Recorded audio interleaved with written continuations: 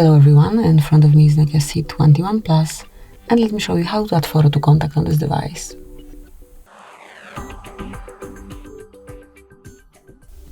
So at first you have to open your phone dialer, go to Contacts then, and select the one that you wish to apply this profile picture to. Now click on Edit Contact, and select Add Photo.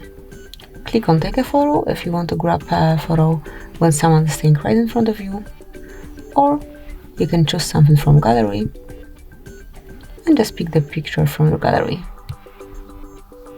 Then you can crop or customize it as only you want, and then click on Done. Click on Save then to apply the changes. And that's it. From now on, this profile picture is assigned to your contact, and anytime Timmy will be calling you, actually me, I will be able to see this profile picture at first. So that's it, that will be all. Thank you for watching. Please subscribe our channel and leave the thumbs up.